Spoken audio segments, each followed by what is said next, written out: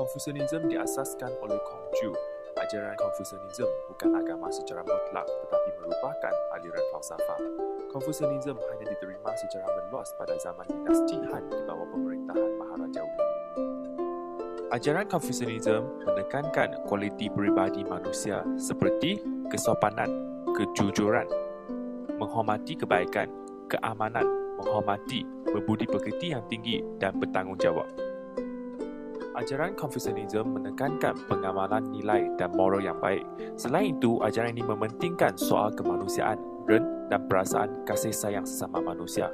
Konsep Confucianism penting dan diterapkan dalam masyarakat Cina untuk mencapai keharmonian dan kecekapan pentadbiran kerajaan. Sebagai contoh, konsep Xiao, ketaatan kepada ibu bapa. 5 akhlak yang utama. Yang pertama, ren, peri kemanusiaan. Kedua, li, kesusilaan. Ketiga, yi, keadilan. Keempat, zhi, kebijaksanaan. Dan xing, layak dipercayai. Ren timbul dalam hubungan manusia dengan manusia. Sifat asas ren ialah kebaikan, kemurnian, kasih sayang dan kemanusiaan.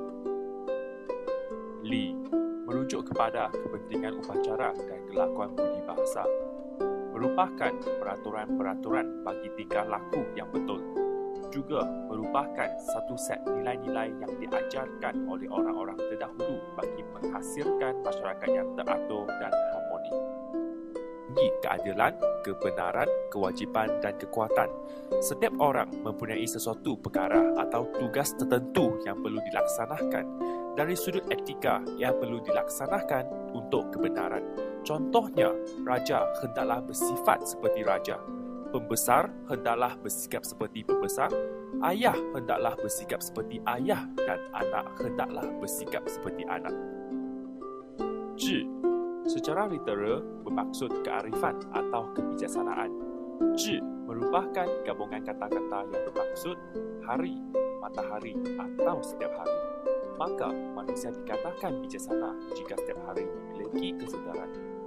Xing, seseorang harus mempunyai sifat layak dipercayai. Jika seseorang mempunyai sifat ini, dia akan dipercayai oleh orang lain dan masyarakat. Contoh, pemerintah yang baik akan mendapat kepercayaan rakyatnya. Hubungan raja dan pembesar atau kerajaan dan rakyat. Jun Cheng, pemerintah mesti bersifat kemanusiaan. Rakyat harus taat untuk menjamin kebahagiaan penduduk. Keputusan dan perkara yang dilakukan mestilah memenuhi kemaslahatan umum. Hubungan antara suami dan isteri atau ibu dan bapa. Fu qi. Suami harus jujur terhadap isteri. Isteri harus tunduk dan patuh dengan suami. Kedudukan isteri diletakkan lebih rendah dari suami, iaitu seorang isteri.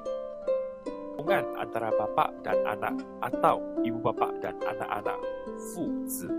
Ibu terkenal dengan sifat lembut. Shi, bapa pula dengan sifat tegas. Yan, anak hendaklah berbakti kepada ibu bapa. Hubungan antara orang tua dan orang muda. Xiong di. Orang tua harus melayan orang muda dengan penuh kasih sayang. Orang muda harus melayan orang tua dengan hormat. Hubungan antara kawan dan kawan, pengyou, ditandai dengan keikhlasan dan keseimbangan.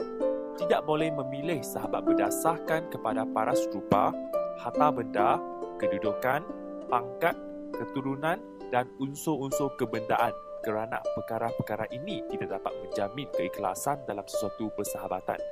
Dilayan dengan bijaksana, teguran terhadap kesalahan.